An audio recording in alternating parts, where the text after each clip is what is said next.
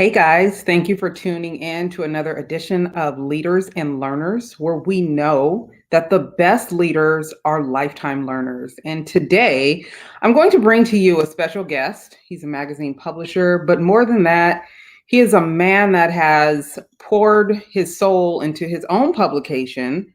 And he is a man that gives back to his community. He lives the brand that he has bred. And what you should know by now is that any entrepreneur that is doing great things, it takes a lot of them personally, it takes a lot of them emotionally.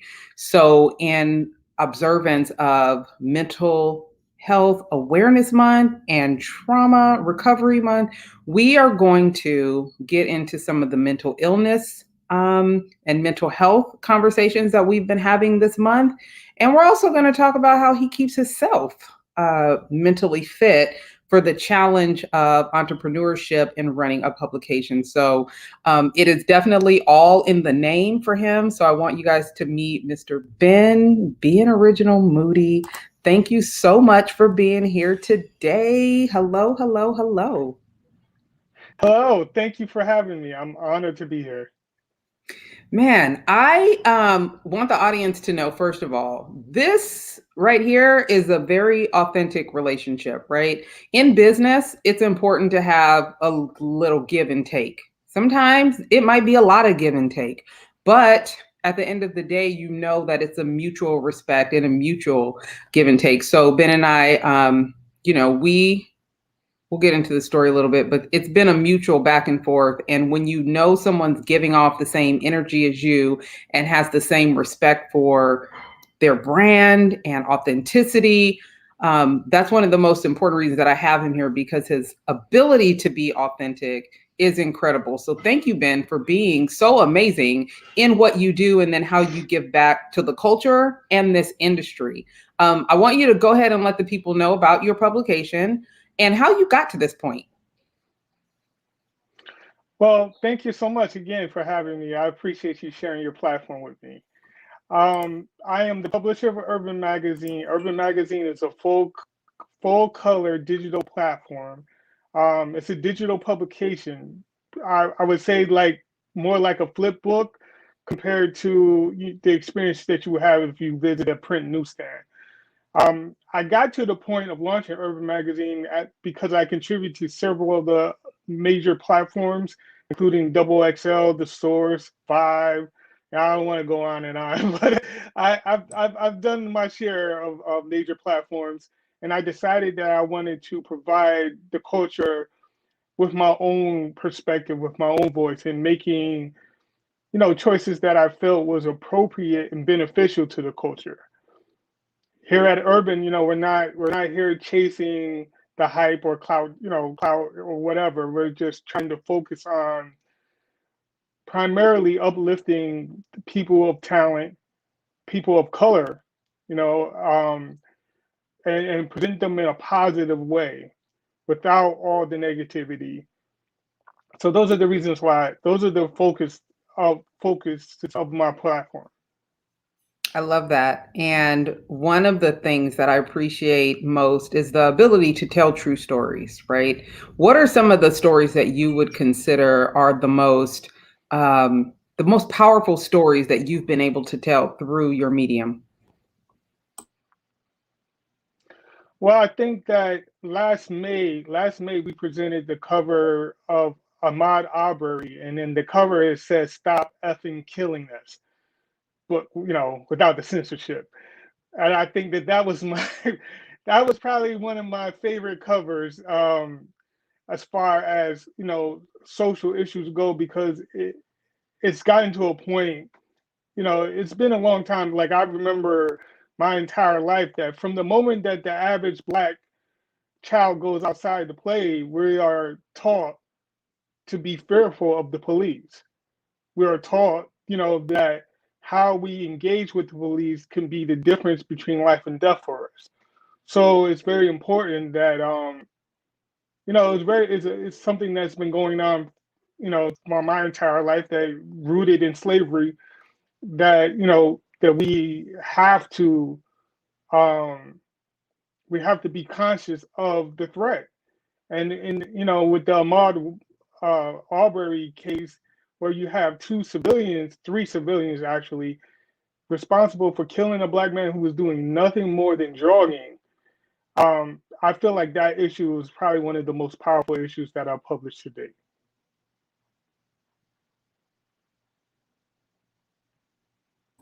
What kind of feedback do you get from stories like that and stories that resonate so deeply with your readership? One of the I would say that the most feedback I got from it is that one, it was very shocking because of how I phrased the words on the cover, because it's a very, I felt that it was warranted. I felt that it needed to be uncensored and straight to the point, because I mean, that's really how I felt in the moment. You know, I think that it resonated. It definitely resonated with our audience, because a vast majority of our audience relates to it directly, because it's something that they contend with on a day-to-day basis. Yeah, can't even, I still can't digest the entire event that took place, right? And then the movement that took place after that. And it has continued. What kind of residual effect has this past summer and COVID had on your publication?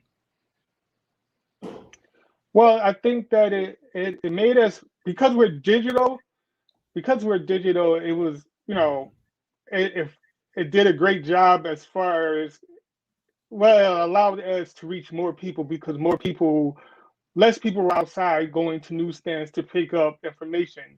And with our publication, you can read Urban from your laptop, your tablet, or your mobile phone. So it increased our reach. But I think that what it did, as far as our focus and our awareness of what's going on in the culture, because we weren't distracted by other things like sports and we, outside engaging on a one-to-one basis, we really had the minute, we really had the pause that was necessary for us to address something that was impacting us over and over, but wasn't necessarily given its due energy.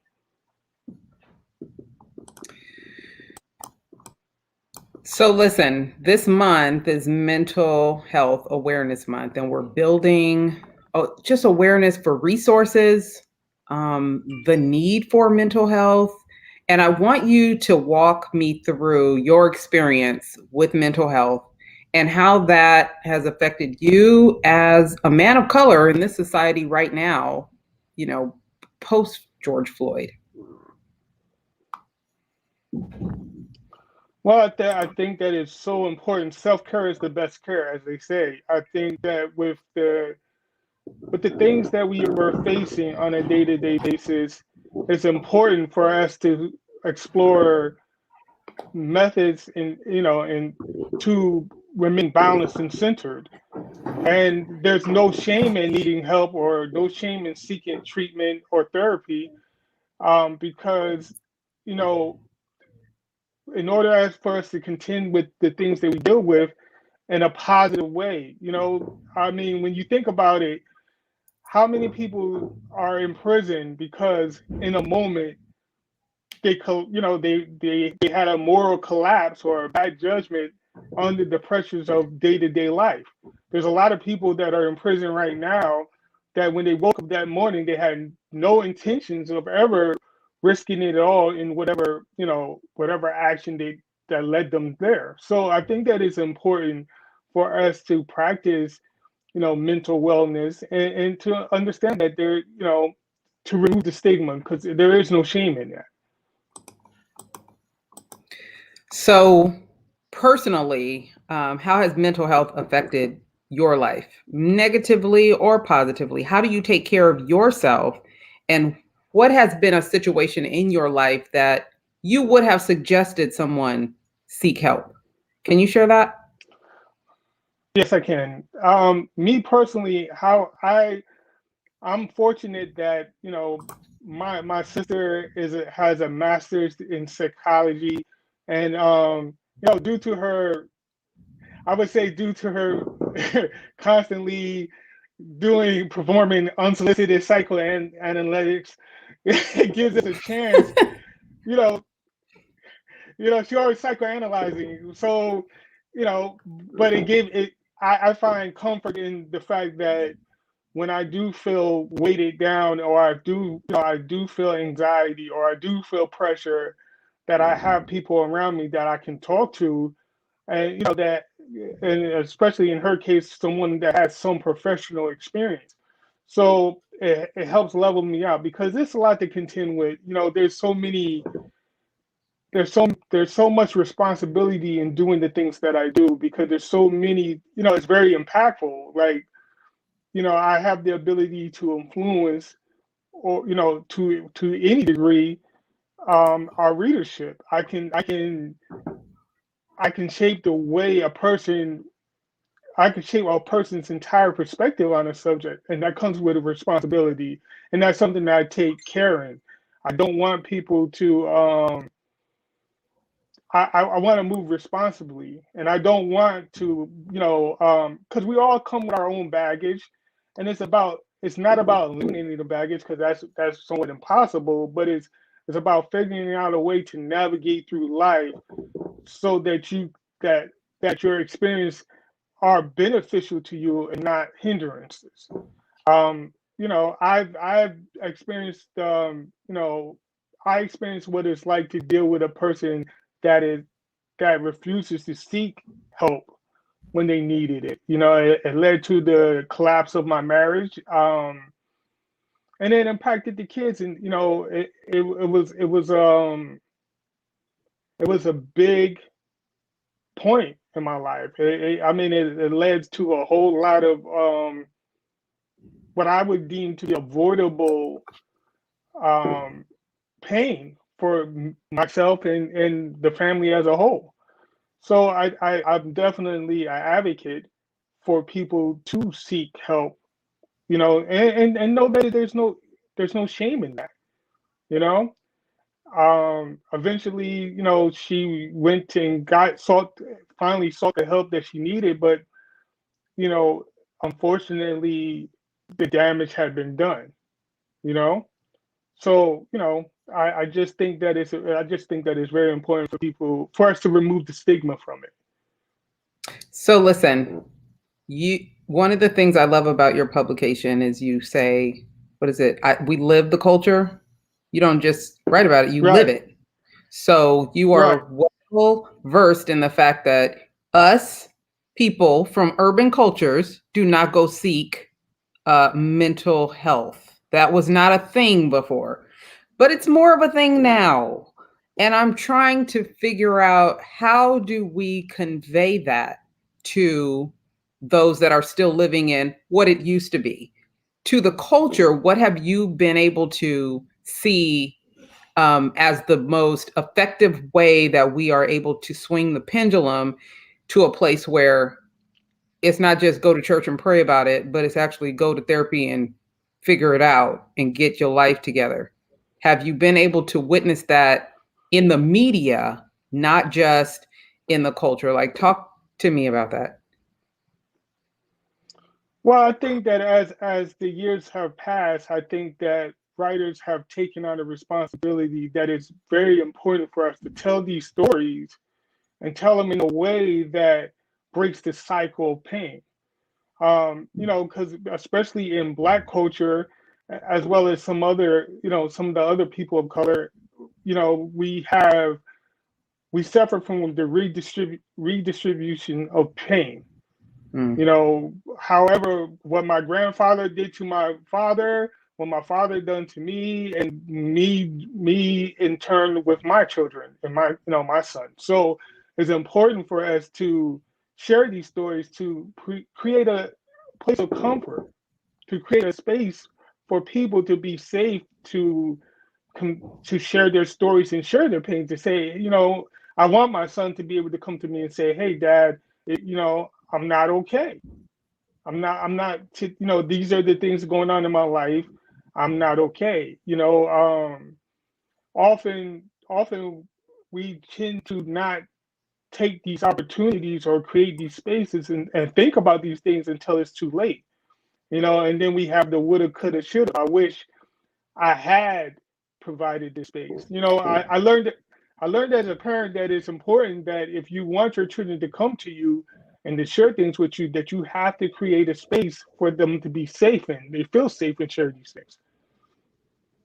So I think that writers are taking a responsibility to create stories and using their platforms in a wise and responsible manner to encourage people to seek help when they need it. Okay, I'm going to play the devil's advocate for a minute. Maybe your publication is doing that, but do you see that there might be spaces where there are media that actually glorify some of the things that lead to continued mental illness in our culture?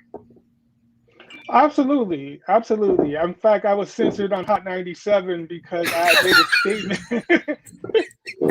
I made a statement about when asked what separated urban from other media outlets. I was like, because urban is black owned, our interest in alignment is different to where people who live in the culture, like everything is connected.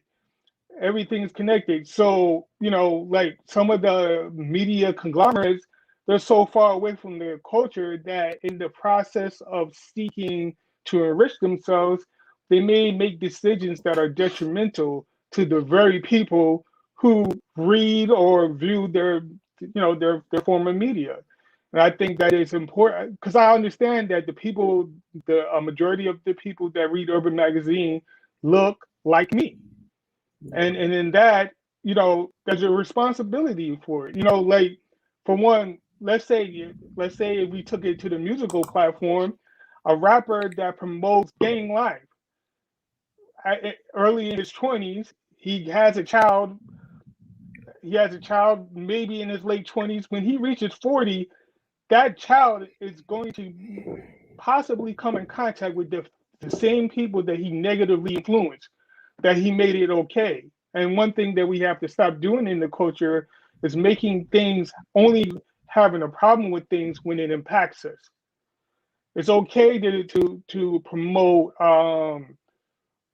toxic masculinity, misogyny, and everything until the people who live that life do something or engage with us in a very violent way or a very detrimental way, and that's too late. So I think that I have stepchildren that live here in New York. I have a son that lives here in New York. So I want to do my part in ensuring that he's safe by by shaping the narrative that's conducive to that. I don't want to glorify violence because I know that there's a price for that. And in that same respect, when we do hit on things that we know that we should not only not be glorifying, but fighting against or fighting to end, talk to me about how you use urban to play a part in the betterment of the Black community, the urban community. Well, there's just some things that are not, there's some things that I feel that are not suitable for my publication. And I think that there's enough other publications that provide the coverage of that kind of content. So I don't feel pressure to do so. I feel like that's what sets my publication apart. I want to be clear. There's a difference between sharing, negative realities and glorifying them. It's one thing to say, well, these things happen. These kind of stories do take place in real life, but it's another thing to glorify them, to glamorize them to a point where some people might, some people might believe that it's encourageable to follow those steps. For example, if you ever seen The Godfather, right? I don't know anybody who's seen Godfather 1, 2, and 3 and really paid attention to the actual storyline that would think that that's the life. He spends three movies trying to get out of the life. That's the whole premise of the series. Like, But we don't tell that if part. you see, right now, if you watch The Godfather and you say, "Hey, I want to join the mafia, or I want to, be a part of this kind of organization," then you have missed the whole point. You have just missed the whole story. you know, so I think that it's important. I think that it's important that we are very transparent and honest in our communication and how these stories are told. That you don't want to grow up to be Bumpy Johnson. You don't want to grow up to be you don't want to grow up to be Scarface. Scarface it's not a happy ending at the end of that movie. It's not something that you should want for yourself or others.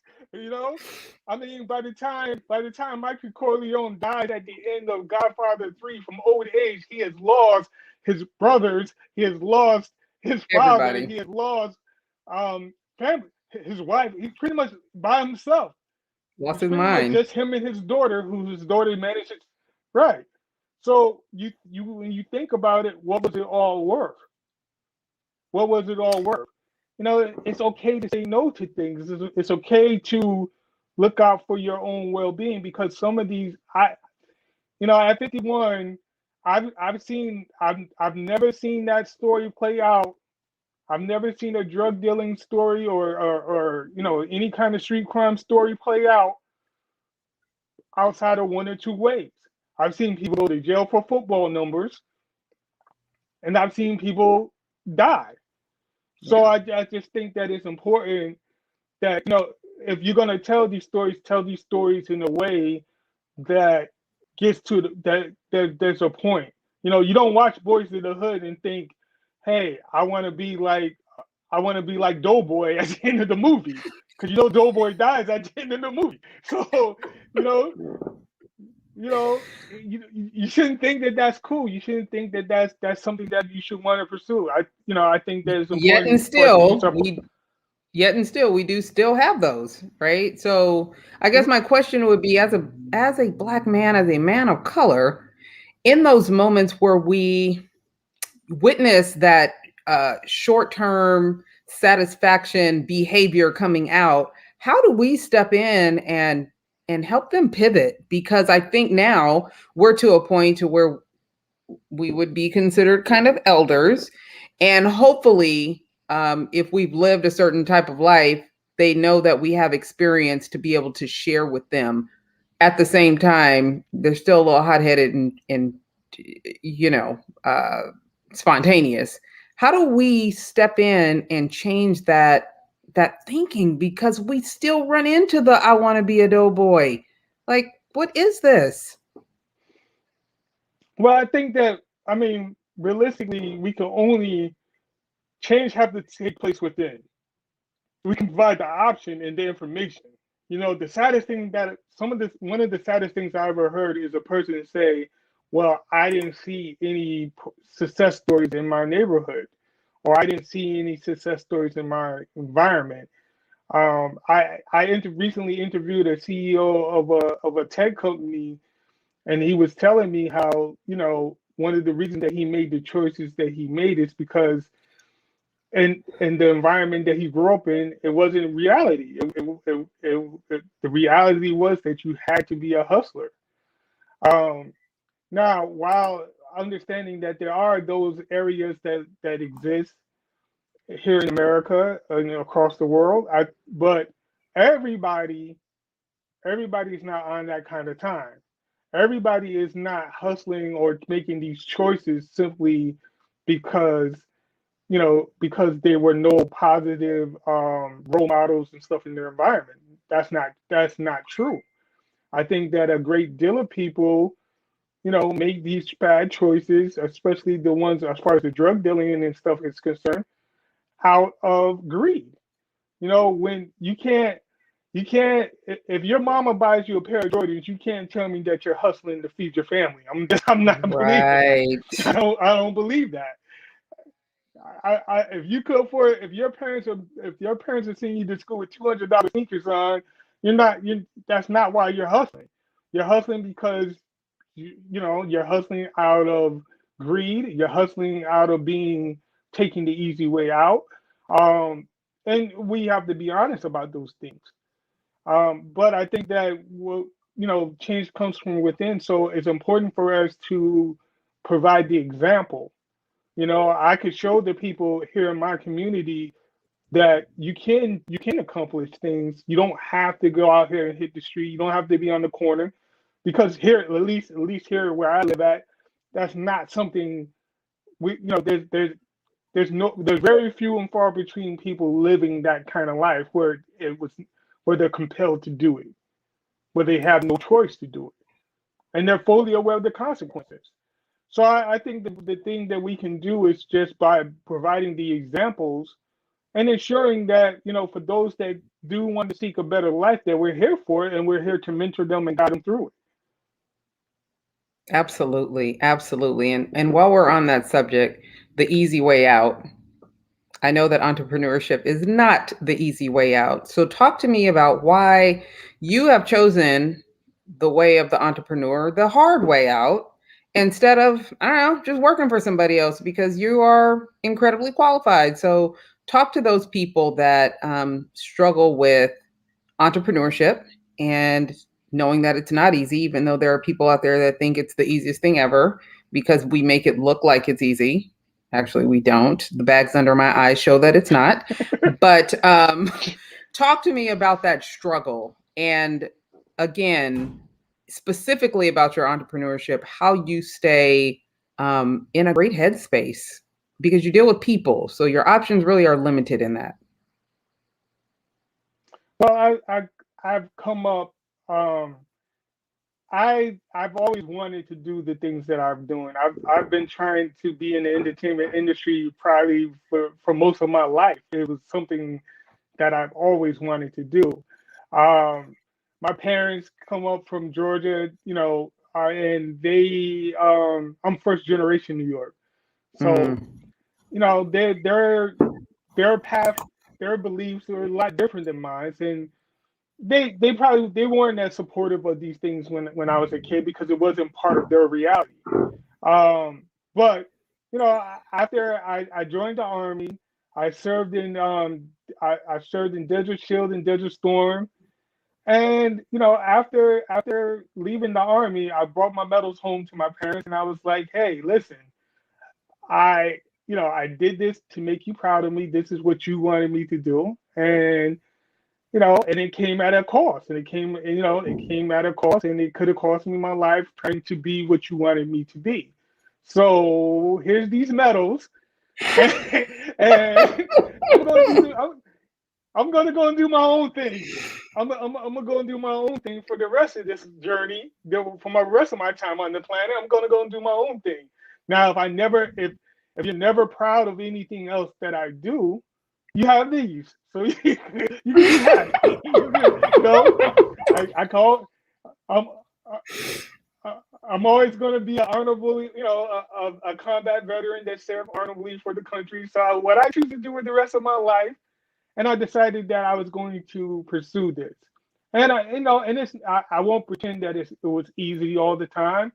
I've definitely, I always tell this story, right? I was like, when my marriage collapsed and I was left with my son. I was left with my 9-year-old son, and it was kind of like pursuit of happiness, except I had better friends. I definitely had better friends. So, but I know what it's like. I know what it was like for me. I know what it was like for me to, I had shortly after we were evicted because things just, I mean, it was just a bad fall. And, but I still had the magazine. I still had the Urban Magazine website. And I remember that I was supposed to move into an apartment, and I was told that I had the apartment. And then the day that I was supposed to move in the apartment, I found out I didn't have the apartment. oh my So here's my God. son coming out. It was terrible. I mean, here's my son. My son comes out of school. I'm literally like, I don't know where we're sleeping at tonight. I'm I'm taking him to the library to distract him, so that he can distract himself with books and stuff while I figure out where we're going to live, where we're going to sleep at that night. And it was. I called my sister up, and it was one of those moments where it was a very pivotal moment for me because you know I've never been a street dude like that, but I grew up around people. I know some people, so To I do could some call people. things. I could, yeah, I mean, in that moment, the desperation hits you, and you're like, in that moment, you're like, yo, listen, I don't care if the whole block is sniffing crack, is smoking crack. I'm not gonna let my we me and got my to. son hit We're the gonna have be somewhere to live. homeless. We're about right. We're gonna have somewhere to live, but fortunately for me, that my family and friends, that I have people in my life that believe in what I'm doing and understand that for to see me, I'm trying not to get emotional about it, but to see me, they weren't going to see me fall, and they weren't going to see me risk everything that I worked so hard to build, and to throw it side to go sideways for just a moment, just panicking in the moment. So but I think that which like I said, in having that experience, you gotta believe in God, or the Most High, but you gotta have faith in yourself. You gotta Hmm. believe in yourself, and you gotta believe in yourself wholeheartedly, because sometimes you're gonna be all you have. All the writers, all the editors, everybody could quit tomorrow. I gotta make sure these issues are rolled out. I gotta, But I learned from my the advertisers is not trying to hear, yo, they don't care about the writers quitting if there's a revolt. They don't care about none of that. They just want Get it the issue together. gotta, yeah, I gotta make it happen. I And want what my I learned, ROI for them right, ads. right. And what I learned from my moment, what I learned from that moment is that in the sheer panic of things, that if I stay calm and stay focused, I'm gonna be okay. I'm gonna make it my way Mm. through it. And that point, and that guides me, and that guides me through all the tough times, because I know that at the end of the day, I'm not going to let myself down. You're not gonna I'm going to fold. make Now, it where did happen. you learn that from? Your parents or the military, or both? I learned it. Well, my parents, my father and mother, they were very. My mother had a sixth grade education. My father had an eighth grade education, and somehow through their hard work and perseverance, they purchased a home here in New York at Mm. 22 and 21. Like I think maybe for the first, I want to say for maybe for the first year, and I clearly can't remember that.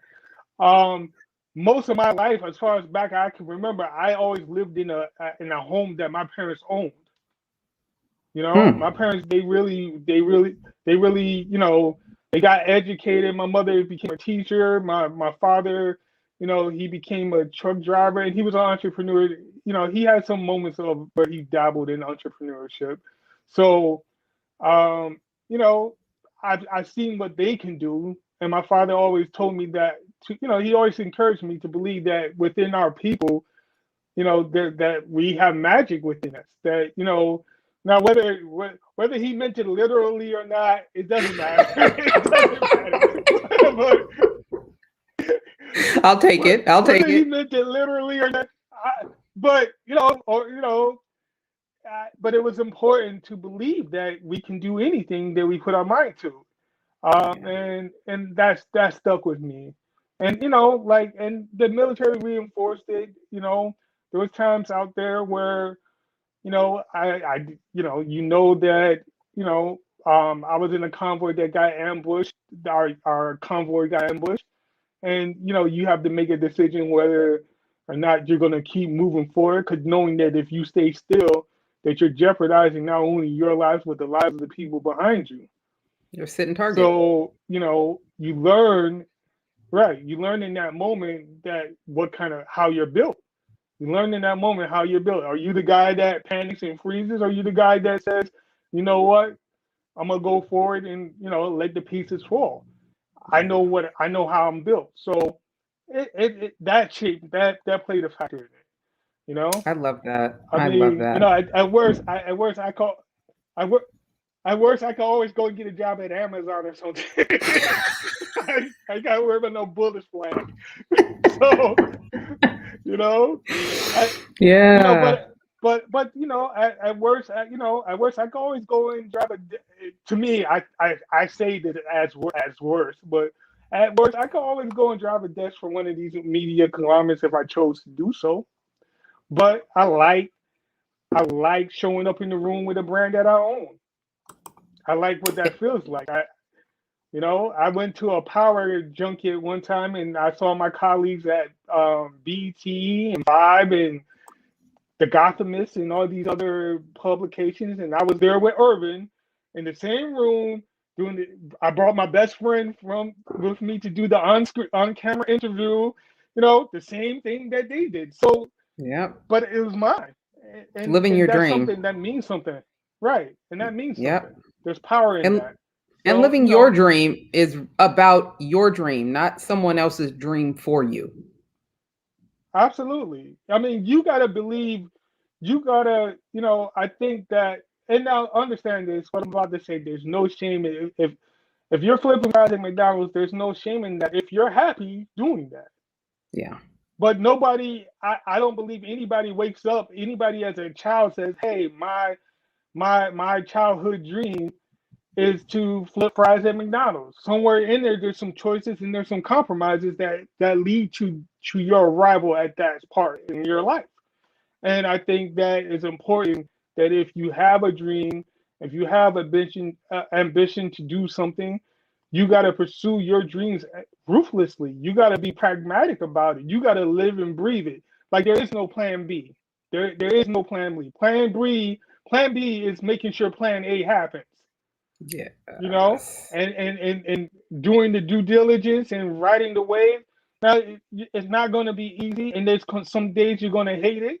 Don't think that There's some mornings I wake up and I'm like, yo, listen, I need to hit Barry Burrows on that BT and get a job. I, I need to call Dave Trying over at Vibe and say, yo, bro, I'm back. I'm back. I'm ready to do it. But back in the day, I was making 70 cents to $1 a word. So I mean, it Yeah. wasn't a bad life. But I'm just saying. But but I got my own brand, and Yeah. in And we this world, celebrate that. especially as a person in color, it's right. It's important to own something. You Yeah. know, when I Ownership see is people like key. yourself, yeah, you could be Michael Jordan, or you could be the guy that signs Michael Jordan's checks. Mm. We What don't you have to say? settle for being Michael Jordan. You know, I'm trying to. He said you can be Michael Jordan or something. Yes, absolutely. So listen, before we get out of here, Father's Day is coming up. I want you to tell me what Father's Day looks like to you now. What does that look like to you? What brings you the most joy? Um, being a father, a black father these days. As much fear as they pump into us, there's some things still to celebrate. So talk to me about that. Well, for one, we're not going to get the gifts. Mothers get the best gifts of the year. We're not. We're going to get some raggedy cards and a couple of hugs. But might get a meal or two. We might get a meal or two. It depends on the politics. It depends on the politics with the other half. It depends. But That's I'm right. proud to be a father. I mean, there's I kid, but there's no greater. I think raising my child from childhood to adulthood, from 9 years old to becoming a grown man on my own, was one of the greatest accomplishments that I've done. I think that all the other things that I've done in life are minute compared to that. And the whole responsibility for a whole human being, Yeah. and knowing that the things you do and the things you don't do are going to greatly shape how this young person grows and who they aspire to become. So I think that see, I got deep. No more. I got deep for a minute. You went there. But you know, but I think it's a beautiful thing. I think it's important. I think like during the separation, my child, it was presented, the choice was presented to him. And, people in my family and friends, some of them are like, listen, cut her a check, don't, why would you make your life harder? Or, why would you add on, not add on the responsibility, but why would you take the boatload of the responsibility yourself? And to me, my son wanting to live with me, how as a man do I deny him that? Man. When the only thing he wants in this entire world is to live with me, how do I deny him that? So, it's the greatest thing I ever done. It's the most beautiful, amazing, challenging. You're gonna grow. It's gonna push you to grow. You know, I there's a lot of people out now that they're walking around the streets now that can be thankful of the fact that fatherhood saved them. Yes. Yes. fatherhood fatherhood made the fact that when you love someone more than you love yourself and the Mm. responsibility that comes with that, you it's easy to make the right choices. It's easy to do. I didn't want to miss a day. And in fact, I think that throughout his entire life, up until he became an adult, I would say that I probably missed. There's probably been less than a month up until he became an adult that my son didn't hear or see from me every day when it Mm. was possible. Anytime that it was possible, I always checked in on my son. In fact, I would say for the first, I don't know, 15 years of his life, I probably only missed 7 days. Wow. That's dope. Yeah, I mean, I think it's a responsibility. I think fathers need to show up for their children, and be there. You can't, that's I mean, Dr. Naeem Akbar says that a man doesn't you don't define your manliness or your manhood in a piece of flesh that dangles below your navel. It's the Mm. responsibility. It's the leadership. It's being who you say you are and doing what you say you're going to do. Like when I think of the definition of being a man, any father that's out here being a good father to his child, showing up for him, you know, the check doesn't minimize the responsibility of being present. Yes. I think it's a beautiful thing, and so as I think that me personally as a father, I'm happy for what the beautiful young man that I've raised. You know, now that Yep. he's grown though, A whole different story.